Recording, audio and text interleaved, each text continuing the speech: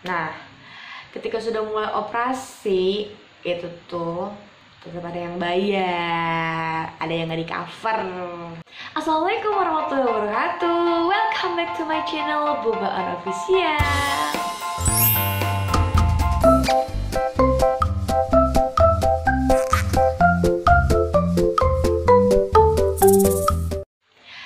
Assalamualaikum guys, apa kabar semuanya? Semoga kalian semua selalu sehat, bahagia, dan pokoknya baik-baik aja ya di sana. Di video kali ini aku mau sharing pengalaman aku waktu lahiran Neng. Kebetulan aku pakai BPJS, jadi aku mau sharing pengalaman aku pakai BPJS itu prosesnya gimana sih, dan di cover semua nggak sih? Terus apa aja sih harus dipersiapkan? Dan juga enak gak sih lahiran sesar pakai BPJS? Obatnya sama apa enggak sih? Ribet gak sih? Harus kayak gimana sih biar kita di cover full sama BPJS? Terus ada obat yang beli sendiri gak sih? Pokoknya nanti aku bakal jelasin. Jadi jangan kemana-mana. Oke, aku tuh lahiran Neng tuh tahun kemarin, tahun 2020. Nah, kan peraturan BPJS itu kan dia kan emang selalu berubah-berubah ya. Yang aku tuh pengguna BPJS itu udah lama banget karena aku sering masuk rumah sakit, jadi aku udah hatam banget lah.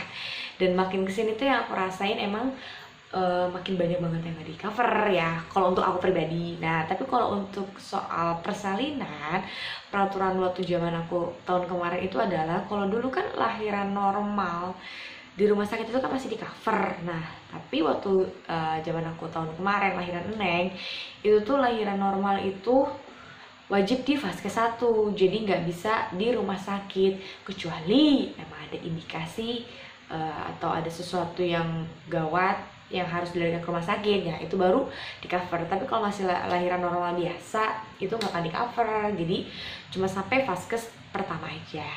Nah, gimana sih caranya biar di cover pakai BPJS? Jadi dari hamil, dari sebelum lahiran itu aku tuh udah kontrol kedua tempat. Maksudnya kedua tempat jadi gini, aku kontrol juga persiapan aku di vaskes 1. Vaskes 1 itu kan kita punya kartu BPJS tuh ya. Nah, di situ kan ada tuh vaskes 1 kita, klinik pertama kita untuk berobat. Nah, itu supaya datanya ada, kita masuk di situ.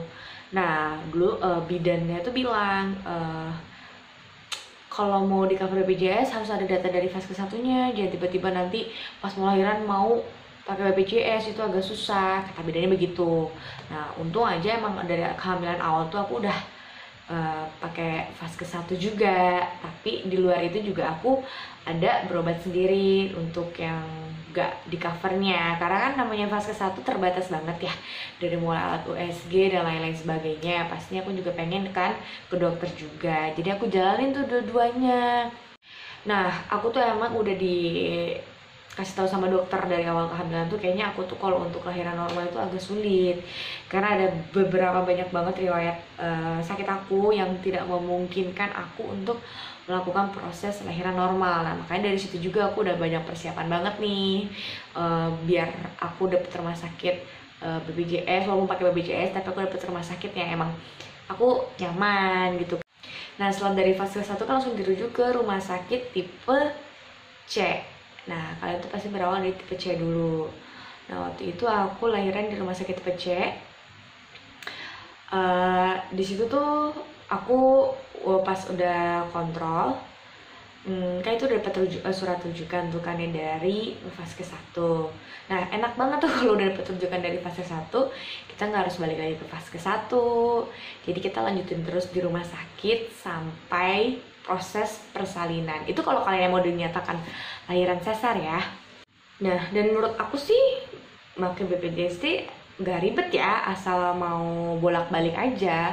Lagian tahapannya juga udah jelas kok, dari vaskes 1 baru dirujuk ke vaskes ke rumah sakit tipe C. Nah, biasanya itu kalau nggak bisa tuh kita langsung lanjut ke rumah sakit tipe B, kecuali di rumah sakit tipe C itu penuh atau misalkan tidak memadai peralatannya. Baru dari rumah sakit tipe C itu kita baru bisa dioper lagi ke rumah sakit tipe B. Tapi sih biasanya rumah sakit tipe C juga udah cukup sih ya kalau cuman untuk lahiran sesar tanpa ada indikasi apa-apa ya. Nah, oke. Setelah itu aku lahiran sesar, udah ditentuin dong tuh kan jadwalnya sama dokter. Dan persyaratan juga gampang kok, kayak cuman syarat-syarat pakai BPJS kan pasti nggak jauh dari KTP, terus kalau pas berobatnya ya masih kontrol-kontrolnya ya, KTP, surat rujukan dari Vaskes 1 sama surat rujukan disebut itu DPJP, surat rujukan dari dokter. Jadi kan nanti kita pas kita udah berobat di dokter di rumah sakitnya itu, si dokter bakal ngasih tanggal lagi. Nah, jadi ada dua beda ya. Ada rujukan online dari Vaskes 1 sama rujukan dokter di rumah sakit itu sendiri. Nah, itu jangan lupa juga kakak, itu harus dibawa juga. Itu untuk persyaratan ke selama kalian kontrol. Apa tadi? KTP. Lagi ngajarin ya. Apa tadi anak-anak? Enggak gitu. KTP, surat KTP, kartu BPJS, kakak, rujukan online dari Vaskes 1 sama surat rujukan dari dokter rumah sakit yang TPC tersebut. Nah, kalau kalian udah mau mendekati hari H, ini kalian ini pengalaman aku lahiran sesar ya, walaupun anak pertama tapi pembelajaran juga sih buat aku. Kalian itu harus ya udah pastilah pertama harus disiapin buat ibu pas lahiran sesar surat-surat berkas, apalagi kalau BPJS ya pasti kan berkas-berkas itu banyak, nggak banyak sih, cuman nggak boleh sampai ketinggalan ya. Yang tadi aku sebutin tadi itu salah satunya. Dan ada tambahannya juga, kalian tuh waktu itu aku wajib bawa buku nikah, terus apa lagi ya, akte deh kalau nggak salah, aku lupa, enggak, buku nikah aja ditambah buku nikah, tapi harus bawa fotokopi plus bawa yang aslinya juga. Nah, syukur-syukur paling enak itu, nah kebetulan rumah sakit aku kan udah bekerja sama juga sama apa sih yang pembuatan akte gitu loh, apa sih sebutannya aku nggak tahu. Jadi ketika anak aku lahir, anak aku tuh udah dapet akte sama kayak KTP gitu nih buat kartu identitas anak, KIA ya, KIA. Nah udah dapet itu. Nah persyaratannya yaitu kakak, dan itu harus yang asli semua. Jadi kalian wajib banget bawa yang asli surat-suratnya, plus bawa juga yang fotokopi dari yang tadi 5 disebut itu, ditambahin lagi sama buku nikahnya ya. Nah cuman nggak enaknya itu kalau kita pakai BPJS kontrol di rumah sakit TPC itu, dia itu kan alat USG-nya masih belum yang 3 dimensi, apalagi yang 4 dimensi, jadi masih yang biasa aja. Jadi kurang puasnya di situ aja sih, tapi selebihnya oke-oke aja sih kalau menurut aku. Terus apa lagi ya? Nah, aku sekarang mau cerita momen ketika sudah mulai mau proses operasi. Nah, ketika sudah mulai operasi, itu tuh tetap ada yang bayar, ada yang nggak di cover. Tapi sebenarnya cuma perentelan aja sih. Overall yang lainnya itu di cover full. Jadi yang pertama adalah, aku nggak tahu sih di rumah sakit aku yang pas lahiran itu sama merata semua atau di rumah sakit yang biasanya kan tergantung kebijakan masing-masing juga kali ya, aku nggak ngerti. Pokoknya ya kalau pengalaman aku pribadi sih, waktu itu pas mau melahirkan itu ada yang harus dibeli sendiri ketika mau proses operasi, yaitu adalah underpad. Nanti aku kasih tahu gambarnya ya underpad itu.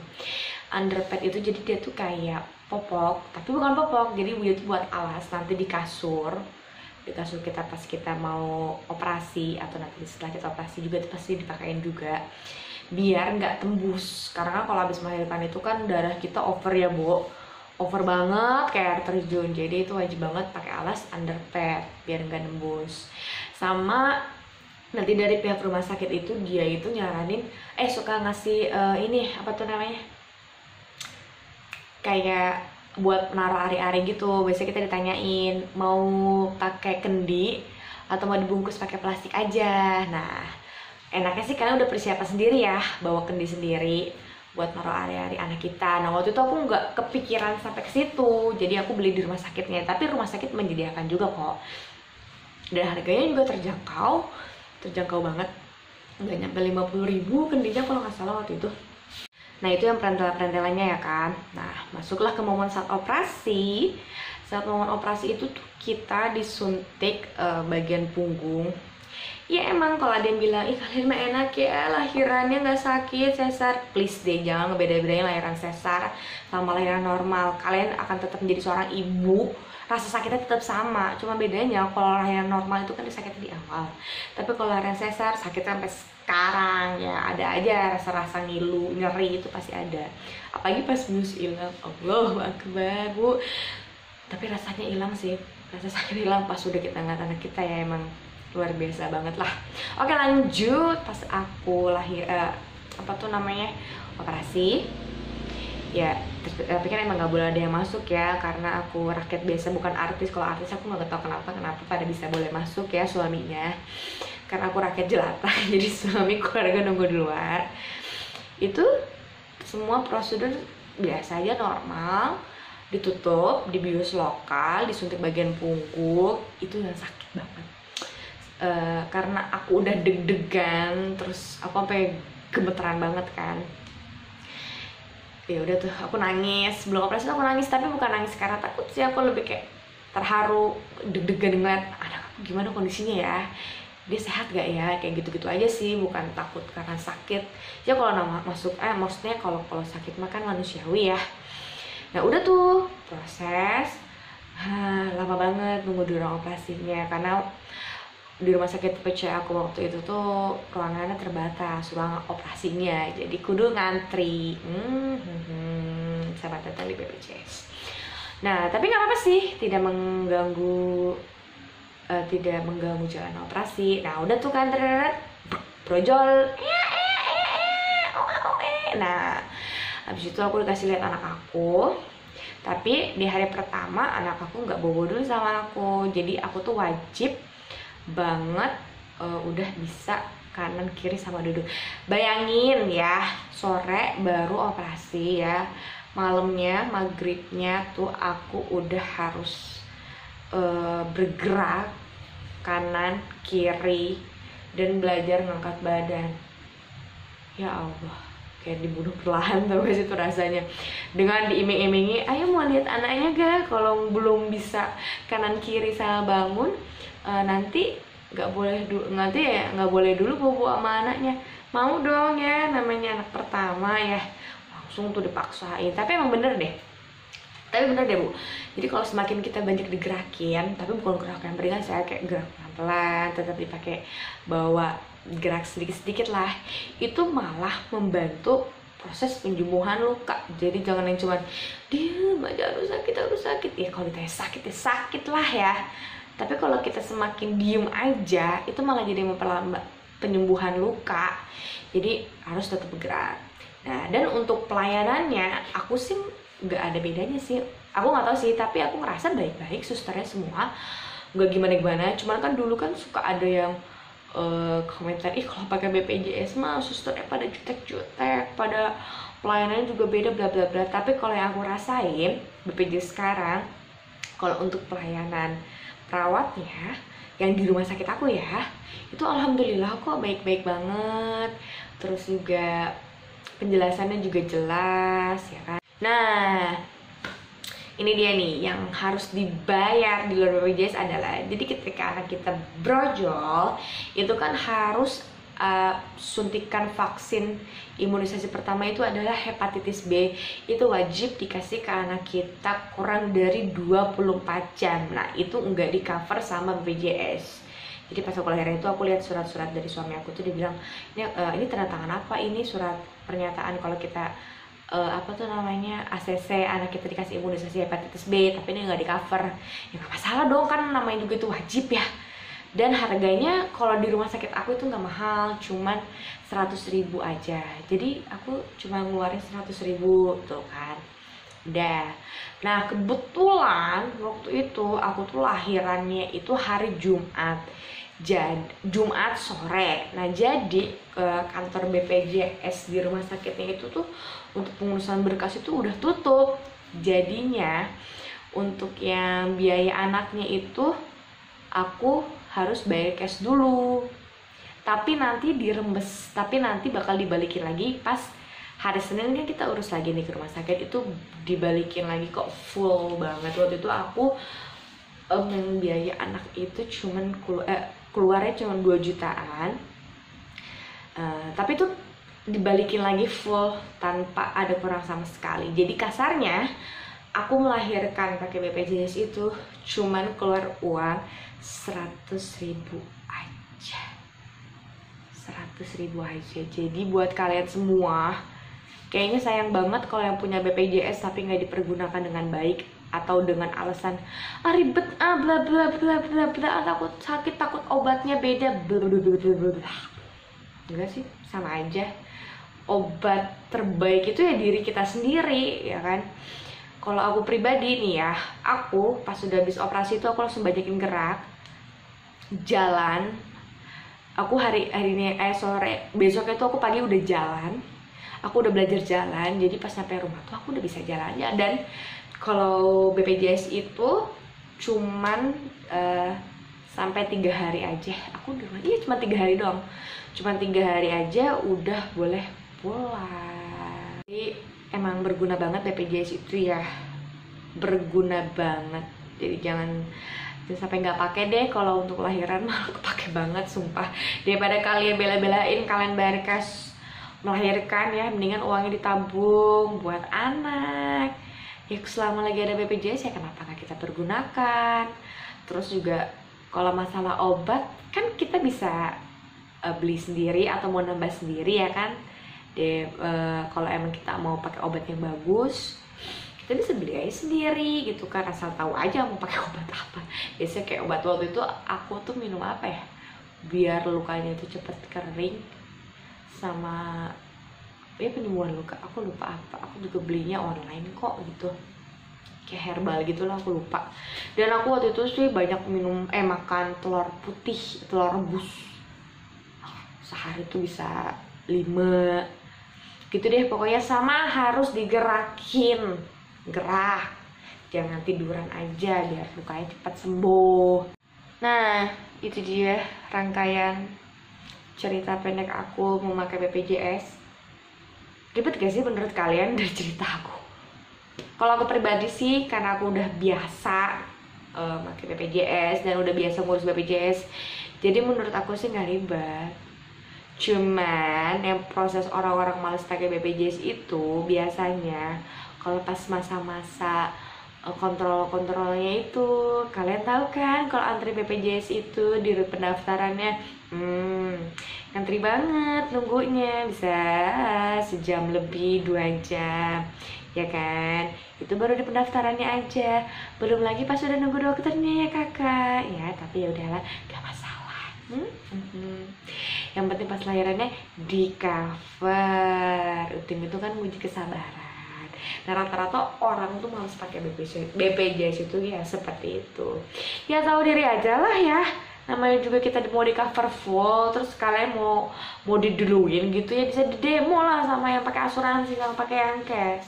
Ya jadi kesimpulannya adalah berkas-berkas harus kalian siapkan ketika kalian ingin pakai BPJS. Ada yang udah pasti, intinya adalah kartu BPJS, KTP, KK, buku nikah. Itu pas sudah melahirkan ya buku nikahnya mah ya. Tapi pas itu mah cuma itu doang, ada surat rujukan. Terus juga pas melahirkan itu kalian bawa juga berkas-berkas yang aslinya, dan yang fotokopinya itu harus sudah dibawa, tapi dipisahin ya yang asli dan fotokopiannya. Dan kalian cuma bayar uang 100.000 aja, cuma 100.000 aja ya. Kalian kalau bayar sendiri melahirkan sesar, nggak ada di bawah 10 juta kayaknya, nggak ada emang, kecuali kalian lahiran sesarnya di Mak Berang ya. Jadi bersyukur aja kalau misalkan kalian lagi pas masa-masa kontrolnya harus mengantri. Sabar, nggak boleh marah-marah bu, ibu nanti lahirannya gratis ya. Dan kalau ada yang nanya obatnya beda gak sih sama yang lahirannya kalau nggak pakai BPJS? Ini sih sebenarnya pro dan kontra, kayak ada yang bilang beda dikit, ada yang beda. Kalau misalkan yang BPJS itu generik, kalau yang kita bayar itu biasa obatnya lebih bagus. Aku bisa bilang iya gitu kan ya, tapi aku sih pribadi sih ngerasa pemulihan aku cepat. Jadi tergantung ke kalian sendiri. Oke, ibu-ibu semuanya yang ada di sini, kayaknya udah kepanjangan, takut ngalor ngidul. Cukup sekian dan terima kasih. Ini sharing-sharing pengalaman pribadi aku lahiran saya sampai ke BGS. Semoga bermanfaat bagi nusa bangsa, negara, dunia akhirat. Pokoknya jangan lupa di like, subscribe, komen, nyalain tombol loncengnya ya. Mohon maaf kalau ada salah-salah kata. Ibu tahu kayaknya udah malam ya, udah ngantuk. Pamit dulu. Wabillahi taufiq wal hidayah. Wassalamualaikum warahmatullahi wabarakatuh. Bye bye.